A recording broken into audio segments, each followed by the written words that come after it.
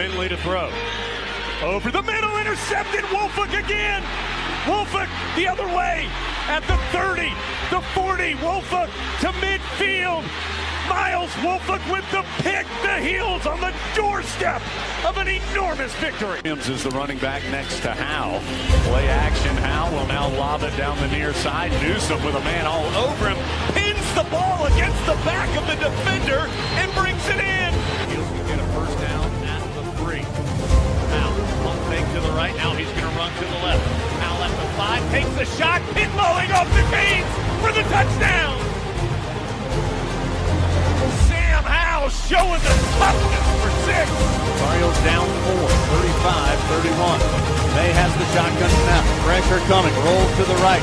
Goes to the end zone. Touchdown! Touchdown, Antoine Green! 16 seconds to go. No flag. Snapping it off the 8-yard line. May pulls it, tries to roll to the front. Oh, now he's going to throw it and score! Throws it to Payson. For the touchdown. They from the play through left-handed. Was walking out on the run and threw it left-handed. Nard fields it at the 26. Heading to the far side. Gio at the 35. Gio, he's at the 50. No, he's not. Yes, he is. Gio, he's going to take it for a touchdown. Are you kidding me?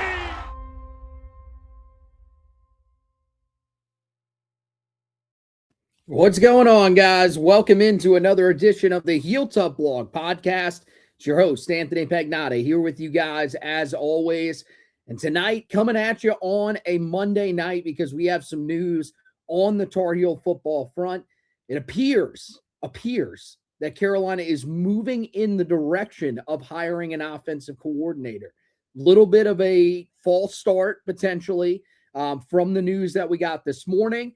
And now things are sort of being corrected by Pete Thamel of ESPN. We'll talk about all of that, what we would think of a Bobby Petrino hire, what, we think about, the fact that they are still leaving the door open, everything like that.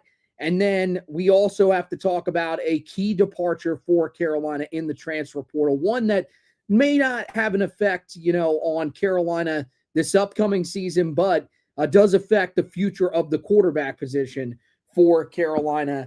And ultimately a guy that I think, a lot of us were expecting to enter the transfer portal, but certainly someone that we were hoping Carolina would be able to hold on to. But let's get into the Bobby Petrino of it all. And yeah, right now, this is just one of these stories that it seems like with Bill Belichick and his staff, anybody that is, trying to be a part of that staff, nothing seems to be easy around the Belichick and Lombardi way of doing things. It seems like just about every time that you think, hey, Carolina's got a key piece that's coming in, things seem to get muddied. And that is exactly what we're dealing with here now. So if you go back to this morning, it was first reported by Inside Carolina, Pete Nakos and Chris Lowe of On3 Sports, that Carolina had their new offensive coordinator in the form of Bobby Petrino. And this was one that doesn't come as much of a shock to Carolina fans because this is a name that we had heard back, a few days prior, was in the running to potentially get the offensive coordinator job. It was down to him and Chip Kelly. At least those were the two names, maybe not down to those guys, but those were the names you were hearing the most buzz around. Of course, this move followed the firing of offensive coordinator Freddie Kitchens back on December 12th. And so Bobby Petrino, this is what it was said, what was said this morning by those three outlets. And I think this is honestly why it means that Carolina is, or that the reporting that was done this morning was, exactly what they say it is. It was not misleading in any way. And it means that Carolina doesn't yet have their offensive coordinator. Bobby Petrino has agreed to become the Tar Heels' next offensive coordinator. So I don't know if that sort of clears, some things up. And maybe it just says that he is wanting the job, but that Carolina hasn't yet been able to get it across the finish line here, especially when it comes to some of the higher ups. But that was the reporting early on this morning. Then you get Pete Thamel, who comes in, and he's a guy that covers the sport of college football incredibly well himself.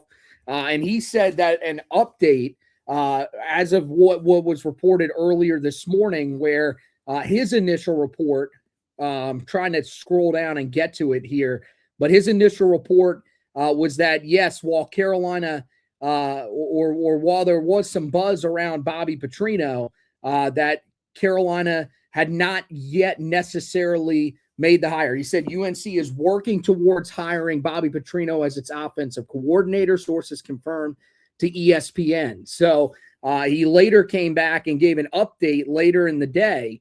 And this is the most recent update that we have on it. He says, per UNC sources, there are still multiple steps remaining before any potential hire is announced. No announcement is imminent, and other candidates remain engaged. So I don't know what you make of this. To me, it really does kind of sound a little bit like buyer's remorse, maybe, from Carolina, or at least from some of the people that are associated with making these types of decisions, that somebody said, hey, we don't really like this choice for the offensive coordinator for whatever reason, whether it's on field, whether it's off field.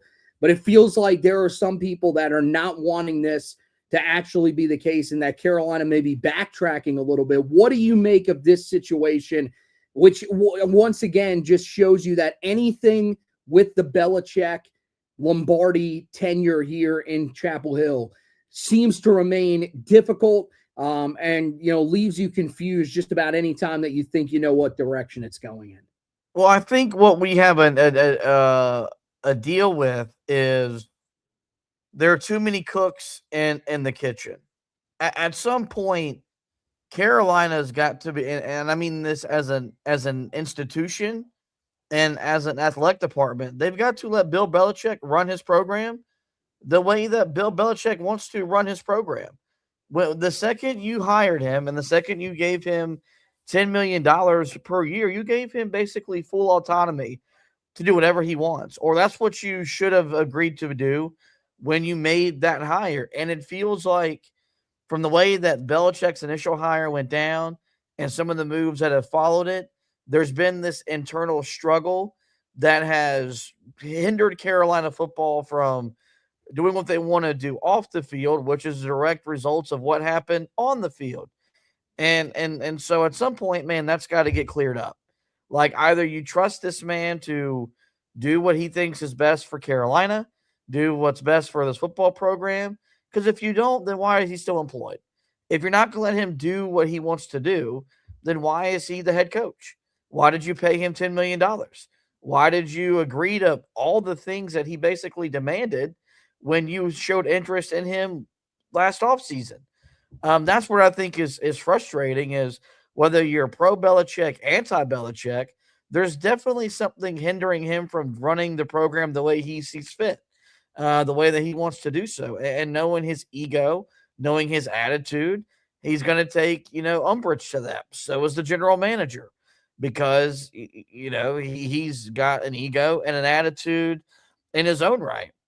When you look at Bobby Petrino as a coaching candidate, you should be really excited that he has the potential to be Carolina's next offensive coordinator, because the guy, doesn't matter at what level, what era, that guy can coach offense. That guy can put together an offense that could probably put Carolina in a bowl game next year, and be highly more competitive in some of their big games than they were this past year.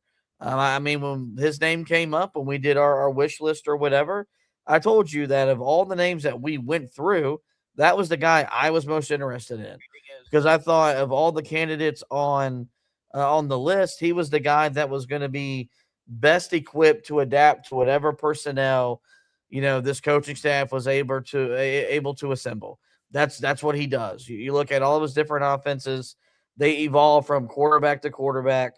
to skill position talent, the running back and wide receiver room. And so I'm of the opinion that hopefully, they get this thing cleared up and we get a contract signed, because I think watching Bobby Petrino's offense in Chapel Hill next year will be a lot of fun, a lot of competitive, and should give Carolina a chance to win more football games, which is what we're trying to do here at the end of the day. Yeah, I mean, the thing is what everybody's going to turn to is the off the field stuff.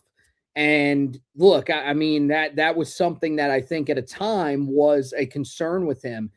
That was 15 years ago, around 15 years ago. It's now about 14 years ago, back in 2012. A lot of other schools have moved past that, including a school that he was the head coach at in Louisville, where he led the charge for Lamar Jackson to basically become what he became and turned him into a Heisman Trophy quarterback. Now, do I think that that's the type of offense that you're necessarily getting? No, you've got to have a very special talent in order for you to get that type of offense. But I will say that he has been an extremely successful offensive coordinator. Everywhere he goes, his offense is average, over 400 yards per game. And they, seem to be very, in terms of, scoring wise, I mean, they're a team that scores typically over 30 points per game. So you're talking about, I mean, this was tweeted out by Trevor Williams, who does a great job over on the Tar Pit podcast. He tweeted this out earlier today: 16 seasons of 400 plus yards per game, 15 seasons of 30 plus points per game.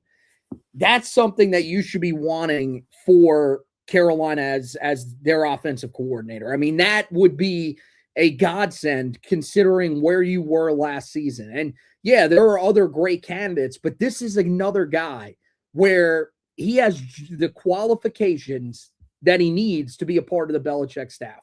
Does he have ties to Belichick directly? He does not.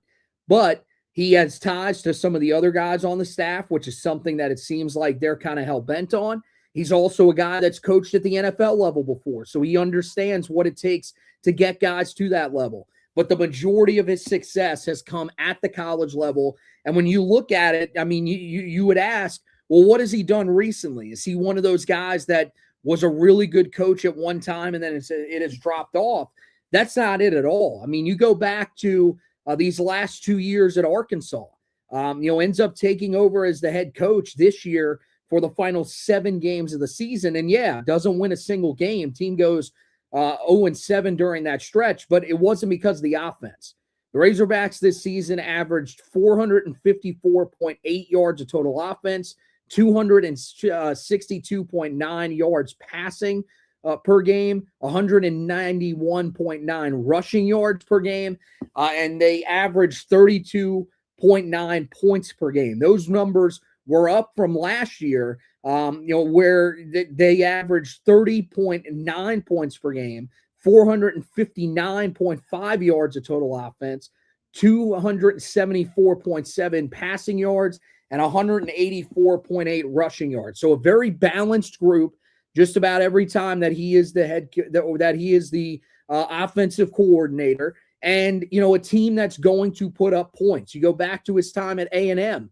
That was an offense that, rotated 4 different quarterbacks. They still, even with all that rotation, they averaged 406.9 yards of total offense, 270.8 passing yards, and averaged 33.3 points per game. So, I mean, that shows you right there that he's bringing with him the recent success that a guy like Freddie Kitchens didn't have. There was a time where Freddie Kitchens was very successful and was an up-and-coming guy at the NFL level and was someone that a lot of people would have said would make a great offensive coordinator. Now, he ultimately doesn't end up doing that. But the recent success with Freddie Kitchens when they made that hire last year wasn't there. We cautioned people on that too. We said, hey, man, this is one of those hires that might not necessarily work out because the recent offenses that he's had haven't necessarily been great.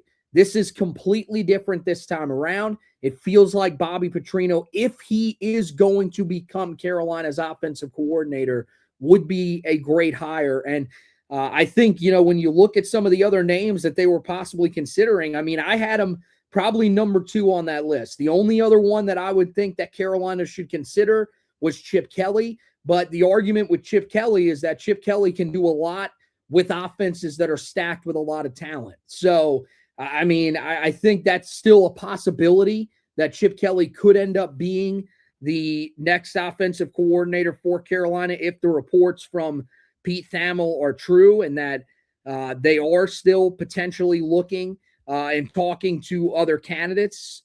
But I still think at this point it seems very likely that Bobby Petrino is going to be the offensive coordinator for the Tar Heels. We'll see ultimately what ends up happening. But, I mean, outside of just that, what do you think? One of the things you talked about was you were wondering how they would find somebody that married with Bill Belichick and what he ultimately wants to do with an offensive game plan. Do you think this is potentially the perfect marriage? Because, with Bobby Petrino's offense, they're a team that or they're looking for a lot of play action, a lot of explosive plays downfield. To me, I feel like that probably marries to what Bill Belichick wants pretty well and is going to be one that's going to be able to succeed if it's the hire that they end up making. Well, it's the rare, pro style offense that's cutting edge that has a lot of college elements incorporated. What do you mean when you say college elements? I think Carolina would get on the ball a lot quicker than they did a year ago. And yes, I'm a guy that likes to see my teams play fast. There's something to be said about just getting on the ball and giving your quarterback, 20, 25 seconds, to dissect information, and then you have 10 seconds to talk to him. I think something we really missed with Freddie Kitchens was for as much as Carolina or for as slow as Carolina played, by the time they broke the huddle, the communication is off and was off in Gio Lopez's headset because that device goes off with 15 seconds on the play clock. If you get up to the line with 25-ish seconds to go, I don't care if you maximize that 25 seconds, but I like the idea of my coordinator having 10 seconds to maybe remind, to get a look at the defense and tell, hey, watch this corner blitz, or looks like they're in this coverage, look for this route, so on and so forth. You'll see a lot of motion. But I'll be more so in the ways that you saw with Freddie Kitchens, where it was basically the same motion man from the same side of the formation every single time. If you watch Bobby Petrino's offense, that's not going to be the case. They're going to use multiple different guys in motion to kind of keep the defense off balance. And then the play action thing, I think, if we're looking at a scenario where Gio Lopez is our quarterback in 2026, I think that's a guy that could thrive with just being able to freeze the defense. I think, that would open up some big elements or some big plays to be made there in the passing game. It feels like the right guy because he's got enough of pro-style experience from his time in the NFL with the ability to adapt to the game is played at the college level. And that's just something that Freddie Kitchens did not have. Freddie Kitchens never adapted to the way you play offense at college. And, what's really frustrating about that is we see it more and more every single year. It's the college principles that are taking over at the NFL level. It's not the NFL level coming down to the college game. And so it just felt like Carolina was trying to be too, well, as simplistic as they were, maybe just too complex with maybe the verbiage, some of the language, and what they were trying to accomplish. I know the man comes from baggage. Your head coach has baggage because he's dating a 24-year-old and can't stay out of the headlines. I don't care about baggage. I care about putting a quality product on the field that can help us win football games. Bobby Petrino, I think accomplishes that more than any other name that Carolina has reportedly been interested in, and it's why I think you want to see this thing get pushed through because he could be a big reason why Carolina maybe takes a big step in 2026. Yeah, I mean, I think you're, well, as you said, with the questions of the stuff off the field. I mean, guys, it's so far in the past that I just don't know how you look at that and let that stand in the way of you hiring him as your offensive coordinator. Like, it hasn't stood in the way of anybody else hiring him as an offensive coordinator. And yeah, I mean, at this point, Belichick is a guy that's more in the news more recently than Bobby Petrino has been. Those are going to be the jokes that you're going to hear if you're a Carolina fan if they end up hiring him. That's what we're going to hear, and we have to get used to that. But at the same time, you'll get used to it knowing that you're going to have an offense this year that should be much better than the one that you had a year ago. And the thing is that you mentioned, the RPO is something that is heavily used in his offense as well. There's another article that puts into context. He's a guy that loves utilizing the gimme plays, the plays that get the offense rolling, and then from there uses the tempo and then can use that play action passing game as well as RPOs to really open up the offense. And I think that's hopefully what you're going to get for Carolina if you end up hiring him. I think that is what you're going to get. I mean, the fact that he was as successful as he was these past couple of years. Now, the thing is that he had a turnover-prone quarterback, and that's one thing that, for Carolina, you're hoping if they go out into the portal and get a quarterback, or if they stick with one of the guys on the roster, he won't have to necessarily deal with this year as opposed to what he dealt with these past few years with Taylor Green. I think that he is a guy that really just fits ultimately what Bill Belichick is wanting to do, because when you look it up and you look up his style of offense, the first thing that it says is a pro-style offense built around balance, tempo, and maximizing talent. That feels very much like what you are going to see from a Bill Belichick offense at the NFL level. And so this is one of the things, man. There were a lot of people that asked me today, what do you think of this hire? You've been very critical of Bill Belichick and Michael Lombardi.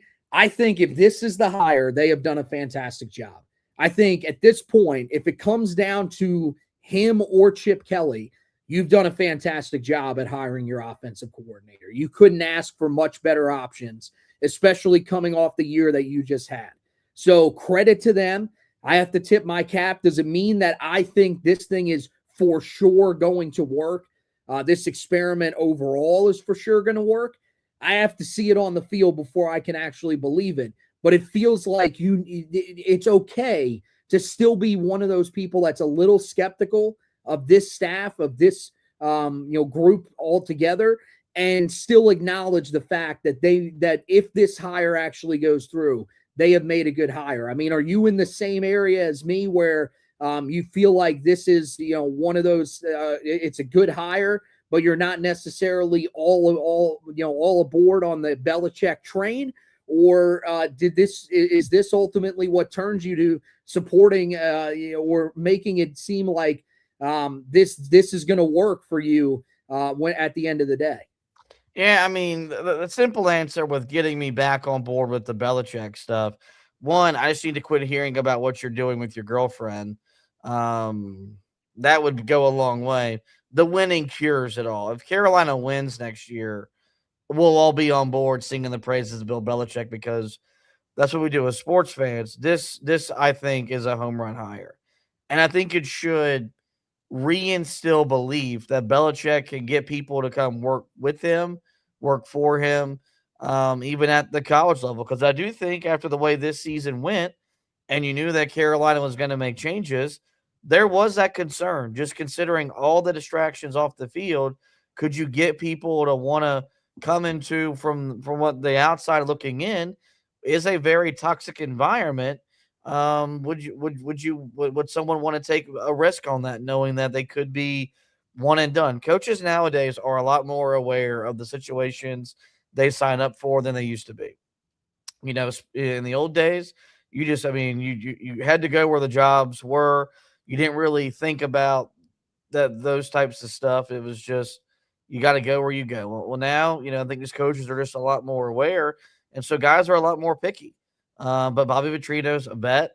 I think he knows his head coaching days at the college level are behind him, but he can still coordinate an offense and be a real big asset to a staff. And so if he's doing that for Bill Belichick, if he's doing that for Carolina, I think that's a win-win for both parties because a successful offense in college football goes a long way to you having a successful program. And I think it would show a sign that Belichick and Lombardi learned their lesson. They're adapting to what they need to do to make sure they're putting it together an offense that can be competitive week in, week out in the ACC. So while it doesn't mean I would be gung-ho again for Belichick, it would be a step in the right direction because I think he gives Carolina the best option to win at a big rate in year 2 as opposed to some of the other names. Yeah, and that's the thing. We can still be guys that aren't necessarily fully on board with Belichick and thinking that this is definitely going to work. That year 1 was, we should have expected what happened and everything like that, that he's for all is forgiven for that first year, while still acknowledging that this is a really solid hire if they end up officially making it. And that's the thing, is that if this becomes official, then this is you check this box emphatically. And that was something that I don't know if we thought Carolina was going to do. When we saw the initial list of names, I thought to myself, Bobby Petrino, Chip Kelly, those are names that we would love, but I don't know if it's necessarily going to work out where Carolina is going to be able to bring them in. I definitely thought we were going to be in the range of Mick Lombardi, Scott Turner. I mean, it's so much better than those guys that it's frankly not even funny. I mean, some of these other guys, it would have taken a lot to get on board with some of those hires. This one, you should pretty much immediately be on board the minute that the hire is made. And to me, there's no concern about him off the field. I think all that stuff is behind him. I think he learned from that moment. And yeah, I mean, that's the thing. Not everybody's perfect, but he learned from that moment and was able to move on. Hopefully, it's similar to what this staff is doing right now in terms of learning.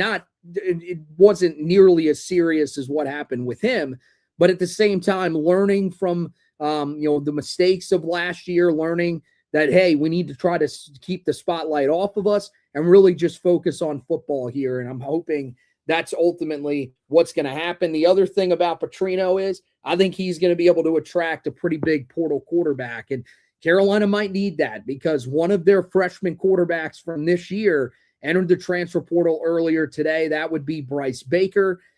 And this one hurts a little bit if you're a Carolina fan, especially if you're someone that's been following Carolina for a while and you really get into the recruiting side of things. I think when they brought in Bryce Baker, you really thought this is the next guy. And I thought that as well when Carolina brought him in. When I went and watched him last year in person, and then when I went and looked at his high school film, I saw a guy that had all the tools to be a successful quarterback at the ACC level. And unfortunately, this staff just didn't see it. And, that's one of the things that it's amazing on a day where it looks like they did something potentially great in terms of the hire of Bobby Petrino. At the same time, you see what might have been one of their biggest mistakes this past season, which was not putting any sort of trust in Bryce Baker, putting him 4th on the depth chart. And it ultimately leads to him transferring. I think he's going to go somewhere and be very successful. I love the accuracy. I love the arm strength. The mobility is there. Everything that you could want from a quarterback is there for Bryce Baker. And to be honest with you, I think he would have married perfectly with what Bobby Petrino wanted in his offense. But there were some rumblings that he wasn't adjusting to what Bill Belichick and Freddie Kitchens' offense was wanting to do. That was part of the reason why he eventually fell behind Arturi Newkirk, and now that's the reason why he is entering the transfer portal What are your thoughts on Carolina losing Bryce Baker? I know there were a lot of people that were telling us, hey, you shouldn't have to go into the transfer portal. You got a guy like Bryce Baker. But I think for people that followed the program really closely, we kind of knew this day was coming, and that ultimately, with him being passed over on the depth chart by Arturi Newkirk, it was going to be hard to see him being someone that the staff trusted to be their starting quarterback this year. Yeah, I think the bigger surprise is that it took maybe this long for Bryce to make it official.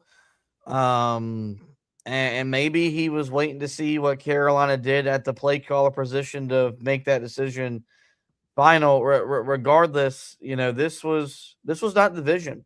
When Bill Belichick got hired, this was, his first order of business as Carolina's head coach was basically resecuring his commitment to make sure he didn't go elsewhere because, Penn State and I believe LSU made strong pushes for him post the firing of Mac Brown. You go back to when Belichick was introduced at a basketball game. Who was at midcourt with them? It was Bryce Baker. Like, you were kind of being sold on those two guys basically being a package deal in a lot of ways. And those two guys were going to be two that were going to help get the program back to where it was at its peak under, Mac Brown with Sam Howell and Drake May at the quarterback spot. It just never planned out that way. And in this day and time in the transfer portal, even for a guy that knew he wasn't probably going to play a whole lot in year one, probably didn't think he'd be, QB4 at one point behind Arturi Newkirk. And that probably was the beginning of the end of his time in Chapel Hill, because I think this is going to be a guy that is going to enter the portal with no statistics at the power conference level and transfer into a power conference program. I don't think he's have to go down a level and prove himself and then jump back up to the P4 level. Maybe that's what he ends up doing, but he's a former top 100 recruit. And so I think he could probably go somewhere and be successful as a redshirt freshman starting this year. And, it hurts a little more because this was, an in-state guy that, stayed committed during a time where no one could have blamed him had he not stayed committed. And we know that, every school feels better about their in-state guys. And Carolina, we thought it was going to be his third straight local product that was going to play the quarterback position at a high level, because Sam, local product, Drake May, a local product, but that was not meant to be. But I'm a fan of his, and I'm eager to see where he lands, because I think he has a bright future ahead of him, not only at the college level, but I think he has all the tools and the makings to maybe one day be a quarterback at the NFL level as well. Somebody on Facebook, Elon Locklear, asked a question: would he have had a chance to beat out Burgess? I believe he would have beat out Burgess just because of the fact that Burgess is coming off the ACL injury. So to me, that really sets up for Bryce Baker to be a guy that would have been able to beat him out ultimately. I mean, the thing is, would he have been able to beat out Arturi Newkirk in this staff's eyes? I mean, look, I watched the highlights of both of those guys. I didn't see Arturi in person. I know he put up some impressive statistics in the state of Virginia. I didn't watch Arturi Newkirk on film and think to myself, he is definitely better than Bryce Baker. I thought Bryce Baker was the better of the two quarterbacks. And so whatever the issue there was, I don't know and I'd love to be enlightened on what the issue was, because there was clearly something that wasn't being done right. Because if not, he would have been higher on that depth chart. He would have gotten an opportunity to play in at least one of the games this season, whether it was Richmond or the game against NC State at the end of the year where Carolina's getting blown out and we see Newkirk. You would have at least seen Bryce Baker in some capacity, you would think. And you never got that moment. So that's what really makes me wonder, ultimately. Was he a guy that this staff was really willing to take? Or were they really invested in finding their own guy? I never thought when they added Arturi Newkirk last year, I never thought that he would be a guy that would be ahead of him on the depth chart. But when we heard that as the spring came to an end, and then eventually once you got into the summer and into the fall, and you started hearing more and more buzz that he was falling behind on the depth chart, it made a lot of sense why he was going to be a guy that we thought would end up entering the transfer portal. Lenny Ryan says maybe he was a 4-star bust. I mean, it's possible, but the thing is that it's hard for me to get to that space when we didn't really see him out there. Now, I think that the people that were saying, hey, we don't need a quarterback, we've got Bryce Baker, I think those people were a little bit over the top. I think I would have liked to see him compete for that starting quarterback job. That's why it would have made sense to me if they went into the portal and grabbed someone that wasn't necessarily a full-time starter, wasn't necessarily someone that was coming in and you knew, hey, we're bringing this guy in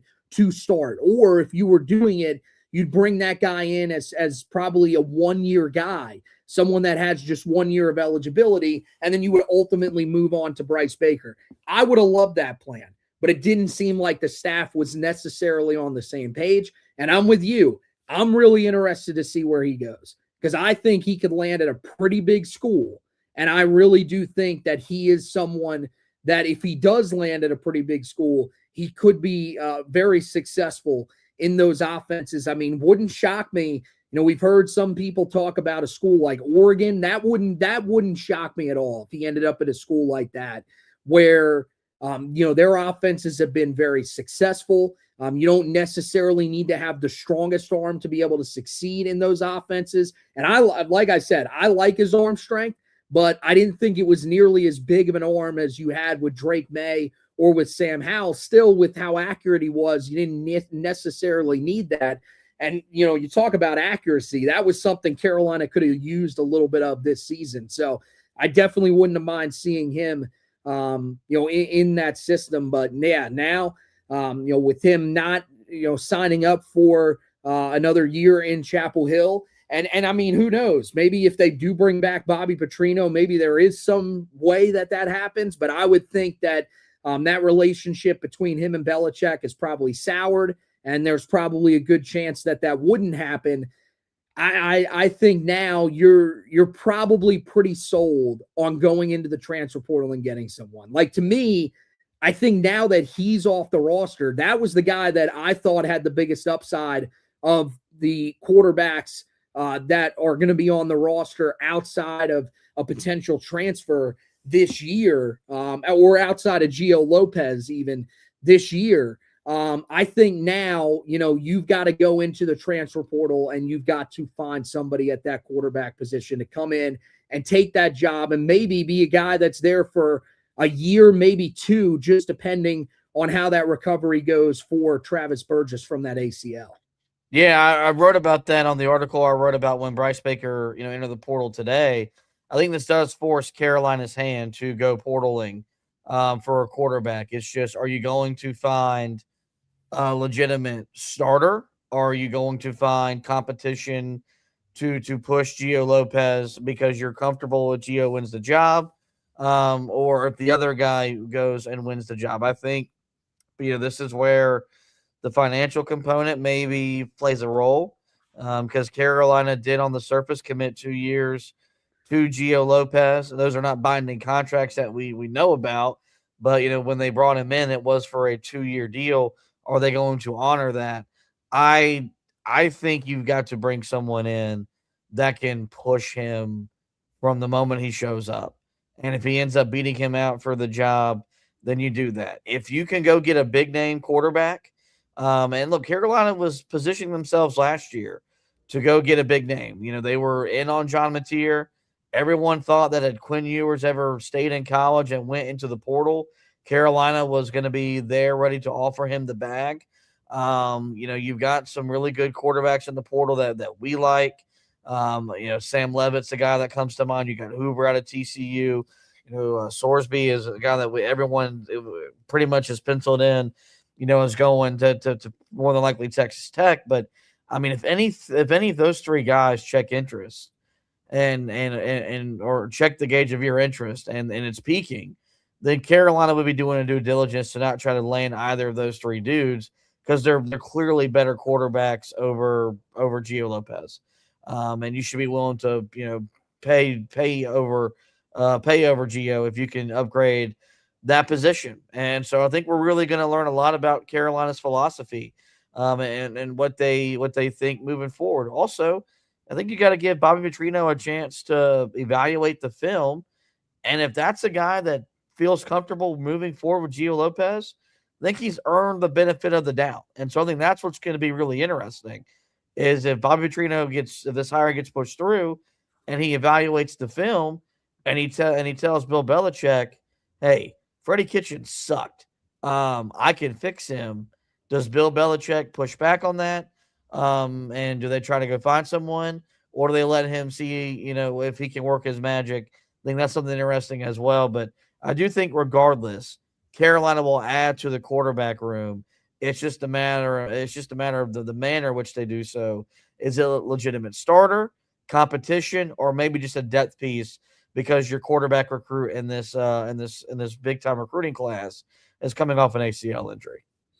Yeah, I mean, look, when it comes to what the strategy should be you need to at least bring someone in here that can compete for the starting job. I think that's what your goal should be. You should bring in somebody that you feel like has a chance to be the starter. And, when you look at those guys, if you go back to the article that I wrote for HeelToughBlog.com and you look in that area, you're looking at guys in that third and fourth tier.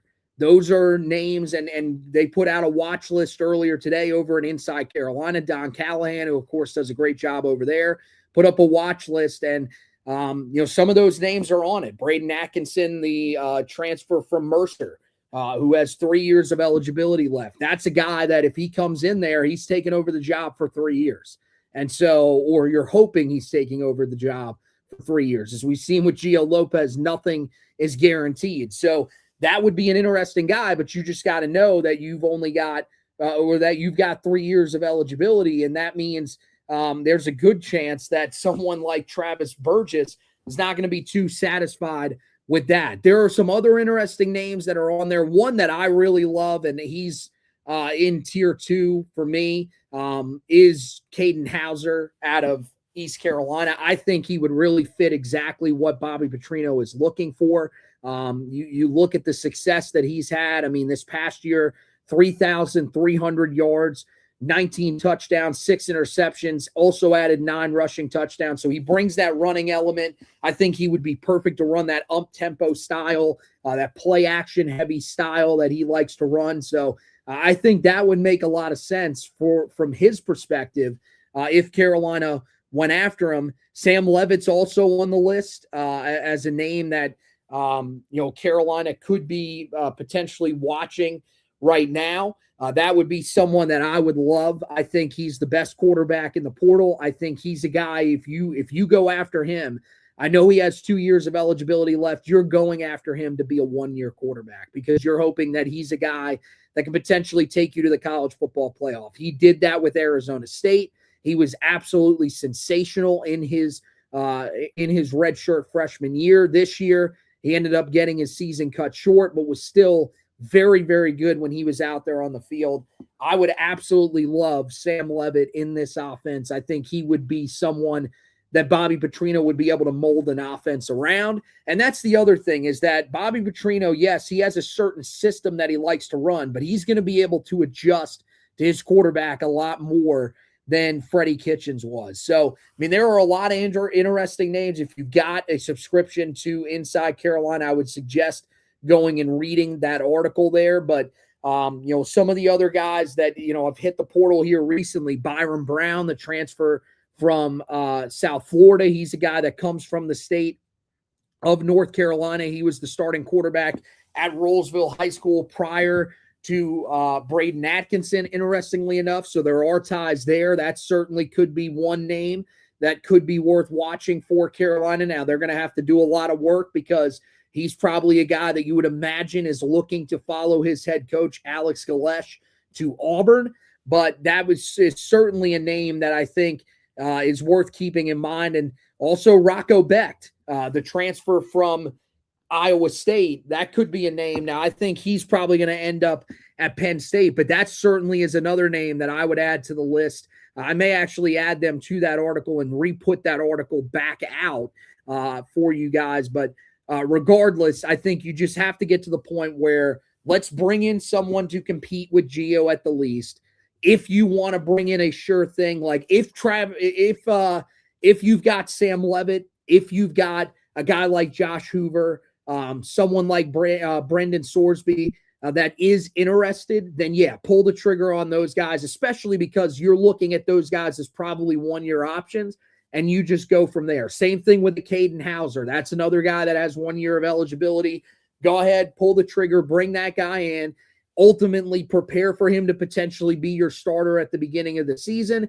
And then, yeah, you would be able to hopefully transition to a redshirt freshman quarterback in Travis Burgess. But I think that's the strategy that you would like to go with. Now, one name to keep an eye on that hasn't entered the transfer portal yet, but could potentially be someone that could get there at some point would be KJ Jackson, who was the starting quarterback at the end of the season for Arkansas. That's one that comes right from Bobby Petrino's system. So if Carolina does make that hire, that could be an interesting name to keep an eye on. All right, guys, we've got about 10 minutes until the start of the Carolina basketball game. So we're going to wrap it up here for this edition of the podcast. Want to thank all of you guys that have been watching and listening to this edition of the podcast and encourage you to head over to the website, heeltoughblog.com.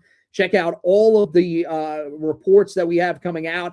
Not going to put a long article up just yet about Bobby Petrino until that is official. I'm going to add the news that Pete Thamel brought to us earlier this evening to that article. And so from there, we will then hopefully be able to get some sort of good news on that front. Carolina hopefully will be able to make that hire here sooner rather than later. Again, that is one of the things that people have the most angst about right now, is because you are trying to find guys in the transfer portal. You got to have an offensive system that's in place to be able to bring those guys into. So hopefully this is a hire that's going to be made sooner rather than later. We'll cover you on that front. We'll also have you covered on the transfer portal side of things. Josh wrote an article earlier today about Bryce Baker being in the transfer portal. There are some other guys. You had Alex Taylor recently enter the portal, Devin Ankrum, also another guy that recently put his name in there. So make sure that you guys go back and check out those articles so that you can learn the most about the guys that are entering the transfer portal right now. As I mentioned, there is an article that's up about the quarterbacks and the ones that Carolina should be after the most. Like I said, I will try to update that one here if I have some time to add some of the more recent names and where I would put those guys in certain tiers. So make sure you keep an eye out for that over there on HeelToughBlog.com. And then when it comes to the basketball side of things, we've got you covered with previews and recaps of all of the games. Of course, you can go there. If you haven't, check out that preview for tonight's game really quickly before the game starts. And then tomorrow, we will have a recap of the game for you guys that will be available as well. So keep an eye on HeelToughBlog.com. We'd greatly appreciate it. Also, keep an eye on the social media pages at HeelToughBlog on Twitter, direct feed to everything that we do, just our articles, just our podcasts that are on there. So make sure that you guys are following that page and turning on the post notifications. On the Facebook page at HeelToughBlog, make sure you check that out for us over there. Same thing, direct stream to all of our content directly. We don't share anything else on those pages. So that is the perfect place to get it all. And then over on the YouTube page, if you could go there, go ahead and go there, subscribe and watch the podcast over there. We're, of course, trying to get to 600 subscribers by Christmas or, the end of the year. If you could get us there by the end of the year, we would greatly appreciate that. So make sure you go over there and do that for us. We would greatly appreciate it. But that's going to wrap it up for this edition of the podcast. Make sure you head over, watch Carolina's game against East Carolina. But since we probably won't talk to you, we're not expecting to talk to you. We'll, of course, come on here if we need to. But I want to wish everybody that is a part of the Heel Tough Blog family, wish them a very, very happy holidays from us. We'll be enjoying some time with our families and everything like that. But if there is big news, don't you worry. We will be there to talk about it surrounding Tar Heel football. So for tonight, for Josh Marlowe, for Anthony Pagnotta, we're signing off. Thank you guys for watching and listening to this edition of the podcast. And as always, go Tar Heels.